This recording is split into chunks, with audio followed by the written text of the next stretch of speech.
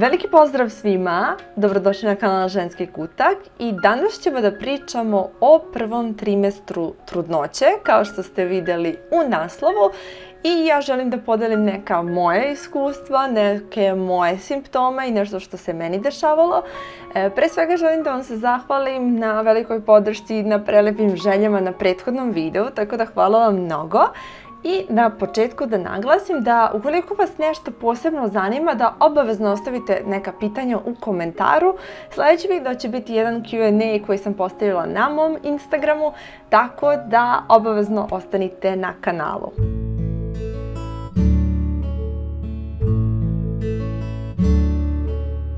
Pa sad, ja sam neke simptome već možda malo ispomenula u prethodnom videu, ali ajde da govorimo o tome, o nekim mojim iskustvima o prvom trimestru. S obzirom da sam sada već 15. nedelja i jednostavno prvi trimestar se nekako podrazumeva do 12. nedelje, tako da s obzirom da je 12. nedelja prošla, ja sam željela da podelim šta se to meni sve dešavalo, šta sam ja to primijetila različito u prvom trimestru. Ovako, prvi simptom trudnoće, nekako devojke kada nisu sigurne da li su trudne i pre nego što odrede test, nekako traže sve te neke simptome da vide, da potvrde i bez testa, ja se izvinjavam, moje grlo je katastrofa, da potvrde i bez testa da su trudne. I onda traže na internetu, baš sam i ja tako radila, znam da su i moje drugarice zasigurno i verujem da dosta vas to radi.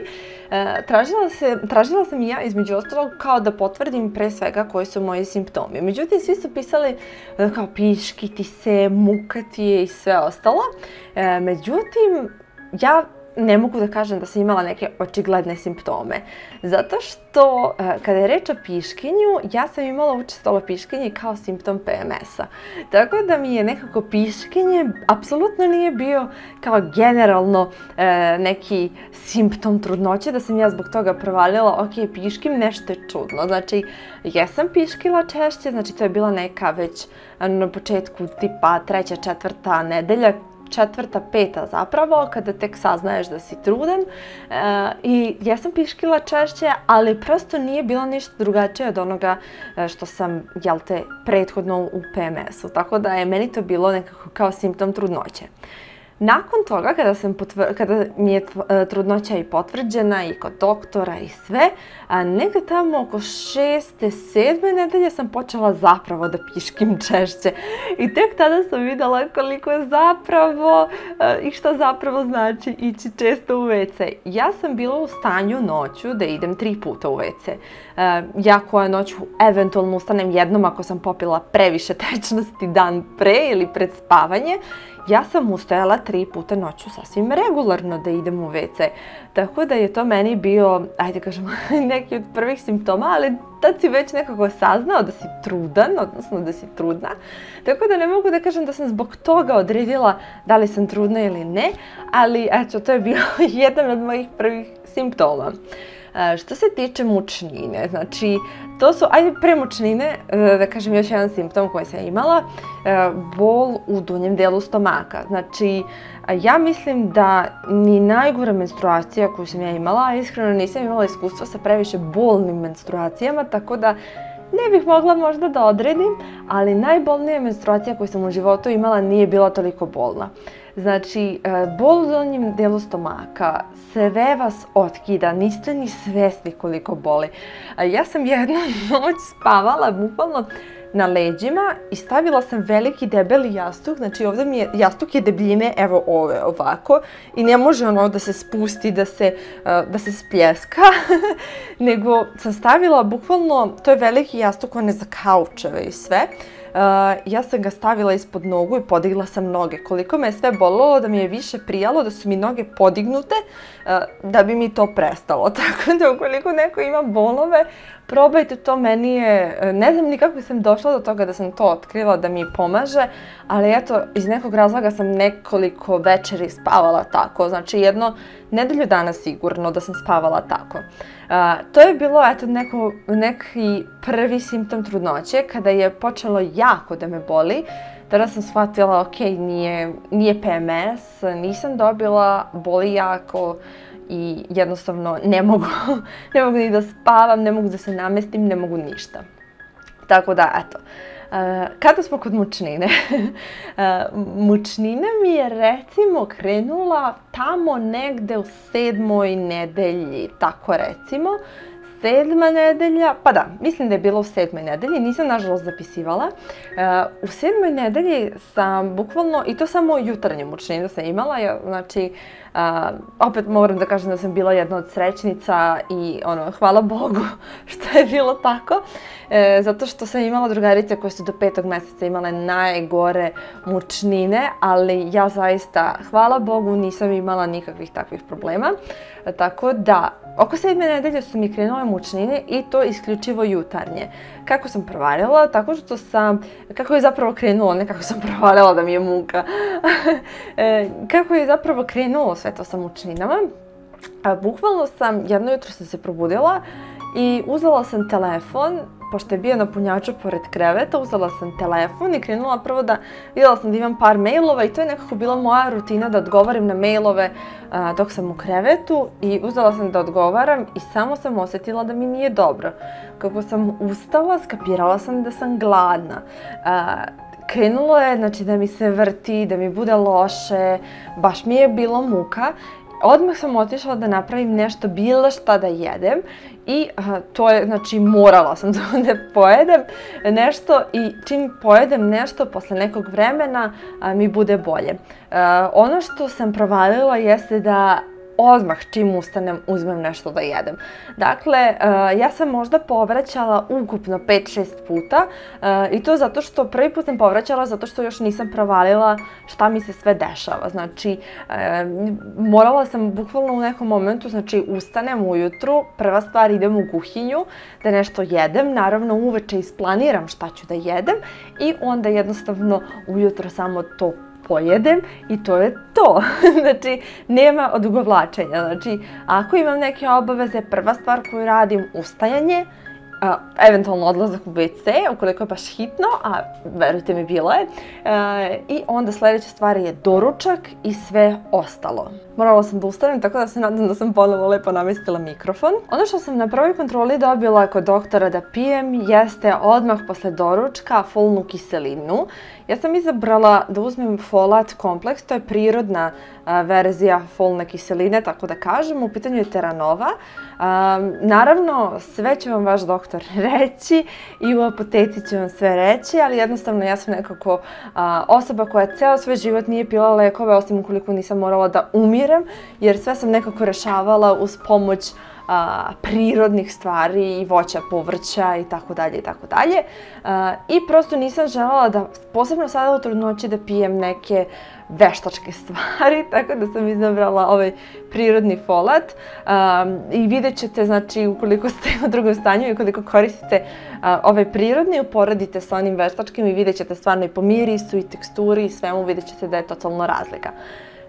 Šta je suština moje priče? Jeste da sam ovo dobila da pijem čim sam ostala trudna, znači odmah nakon što mi je potvrđena trudnoća, ujutro posle doručka, tako da je to postala nekako moja rutina, da ujutru kada ustanem, WC, doručak i folat. Tako da to je bilo, eto kažemo, to je neka moja rutina. Kasnije, mislim da sam na drugoj kontroli, ili čak, da, ja mislim da sam na drugoj kontroli dobila da pijem i Gravidon A, tako da imam Gravidon A pijem posle večere, a folat pijem posle doručka. Tako da to su jedine stvari koje pijem, a da se trudim da zaista jedem što zdravije. Dakle, eto, šta sam promenila kao u svojoj prvom trimestru. Svi kažu da je prvi trimestar pravo vreme da zapravo preokreneš šta jedeš zdravo, nezdravo i tako dalje. Ono što moram da vam kažem u prvom trimestru, ja inače nisam veliki ljubitelj slatkog, sad će ljudi da me osuđuju. Ja sam od onih osoba kojima je muka ako pojedu više od 3-4 kockice čokolade. Znači, ja se davim u slanišima, ali slatkiše, čim uzmem malo više, meni bude muka. Tako da sad, dodatno zbog ovih mučnina, posebno jutarnjih, ukoliko sam uzela nešto slatko, uglavnom mi je bilo muka. Tako da sam se trudila da ne jedem ništa slatko i to je, I to je jedino slatko što sam jela jeste bilo voće. Najviše od voća sam jela banane i mandarine. Tako da to je nešto što mi je najviše prijelo. A kad mi je bilo muka, to sam provalila i moje drugarici koja je imala baš one strašne mučnine, je prijao onaj sokić Ivi. Ukoliko znate, možda ima u limenkama samo da se kupi Ivi breskva i fenomenalno je, znači ukoliko vam je muka, iz nekog razloga, znači sveža breskva ili Ivi breskva, znači fenomenalno pomažu, tako da, eto, nije sponzorisano, jednostavno iz mog nekog iskustva. Sad, te neke jutarnje mučnine su mi stvarno trajale do neke 12. nedelje, znači stvarno nisu bile strašne, ali su postojale, dakle dok jedem i dok ne jedem, nateram se bukvalno da jedem makar malo, čisto da bi u mom stomaku postojalo nešto. Kad god sam imala nekih obaveza ili nešto ujutru, da ne znam, poštar me je probudio i zvao me i prvo sam morala da siđem da pokupim paket, pošto jel te ne mogu da se popnu na sprat. Svaki put, ukoliko sam odužila taj moment da ne jedem i šta ti ja znam, svaki put mi je bilo užasno loše i tada sam povraćala. Znači, uglavnom mislim da sam ukupno povraćala 5-6 puta, ako i toliko, znači stvarno jako mali broj i jednom mi je bilo baš jako loše. Provalila sam da uveče kada sam jela testo za večeru, sad se iskreno ne sjećam šta sam tačno jela, da li je to bila neka pasta ili je to bilo zapravo neke kiflice ili nešto, znam da sam jela testo 100%. I ujutru to mi je bilo najgore povraćanje i od tada sam odlučila da ne jedem ništa tako uveče pred spavanje, tako da eto, to je jedan od mojih savjeta, možda i vama pomogne.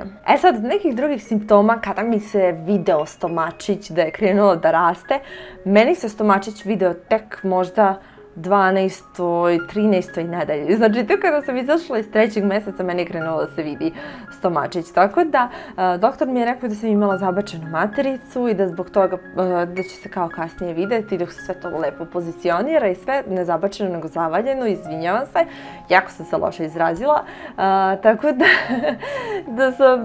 dok se sve to namesti, tako da mi je stomačić tek 12. 13. nedelje krenuo da raste. I ja sam sad već u 15. nedelji, ja stvarno izgledam kao da sam se malo jače najela. Znači, verujem da će tamo negdje za mjesec, dva, da samo poraste ono nenormalno i da će sve nadoknaditi. Što se tiče kilaže, za prva 3 mjeseca sam se ugojila 2 kilograma. Neko pravilo, koliko me nerviraju ovi što petardama, znači stalno petarde, užas.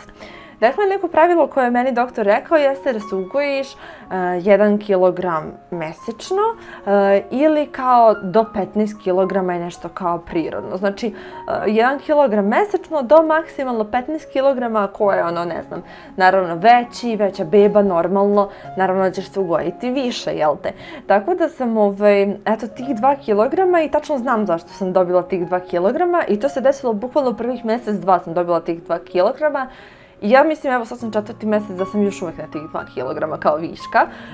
Bukvalno zato što sam bila baš aktivna. Ja sam trčala nekoliko puta nedeljno, ples, ne znam ti ni na šta, vežbe, radila sam Cloeting Challenge, imali ste na mom kanalu. Znači, stvarno sam bila aktivna. To leto sam dostigla da mogu da imam pločice, da malo se nazire, da mi je stomak ravan i sve. Tako da sam baš bila aktivna ove godine i bukvalno u tom momentu od mučnina i sve, ja sam imala nenormalan umor.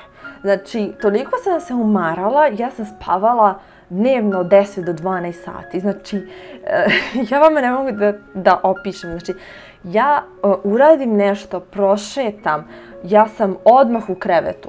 To je jedino ono kao što me baš nerviralo u prvom trimestru, zato što su svi bili u fazonu ako si vežbao i pre, treba da nastaviš da vežbaš i dalje, naravno ne tim intenzitetom, nego koliko ti prija.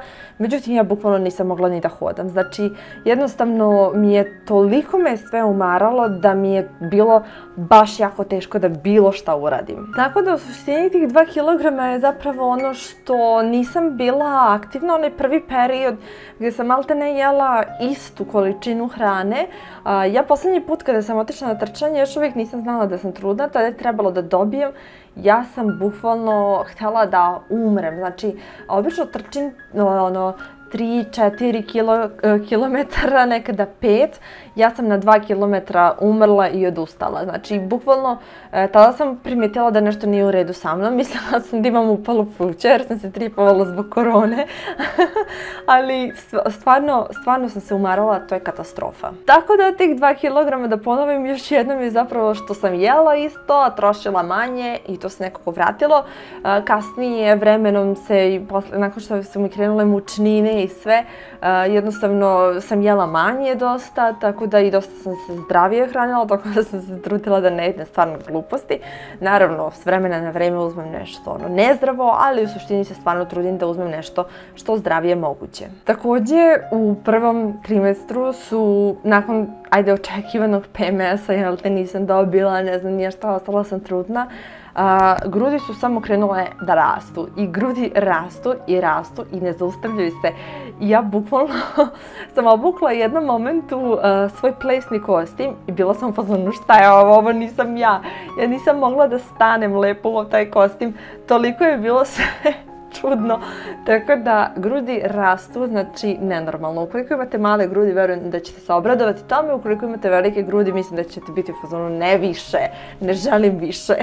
Sad kada je reč o doktoru i sve, ja sam se odlučila da idem kod privatnika, pre svega zbog ove trenutne epidemiološke situacije. Dakle, jednostavno sam se osjećala mnogo sigurnije da odem kod privatnika, da ne čekam u nekoj čekaonici sa milion ljudi i jednostavno mislim da jednom mesečno, koliko su i pregledi, jel te, na 3-4 nedelje, mislim da mogu da odvojim za sebe 3000 dinara ili koliko god da košta, mislim ne može da košta nešto mnogo manje ili više od toga, tako da mogu da odvojim za sebe, da odem na pregled i da se osjećam zaista potpuno sigurno. Sve testove i sve što sam radila sam isto u privatnim laboratorijama, dakle vadila sam krv do sada 2 puta.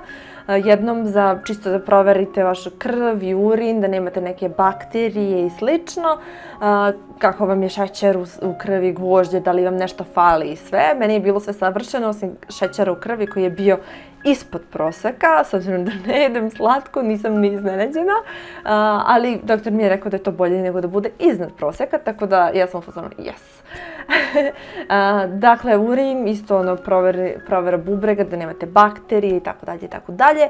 Ono što sam radila jeste test na žuticu, to se u suštini radi kasnije da biste imali potvrdu da u bolnici nemate žuticu i tako dalje, tako da to je čisto onako. I drugi put sam, naravno radite briseve, grlića i svega ostalog, da vidite da li je tu sve u redu. I ono što sam još radila trenutno jeste double test, tako da naravno tu da proverite koje su verovatnoće za Downov sindrom i ostale genetske bolesti, tako da je to bilo sve, hvala Bogu, u redu i to bi bilo to u suštini. Ukoliko sam nešto zaboravila, potrudit ću se da napravim video o tome. Ukoliko vas nešto zanima ili imate neka pitanja, nešto što želite detaljnije da čujete, pišite mi u komentarima. 30. decembra idemo da vidimo pol bebe, tako da jedno čekamo. Tako da to bi bilo to, ljudi. Hvala vam mnogo na gledanju. Subscribe-ite se, ostavite like ukoliko vam se dopadaju moji videi i želite da ih vidite još na ovom kanalu. A mi se vidimo u nekom sljedećem klipu. Do tada, bye!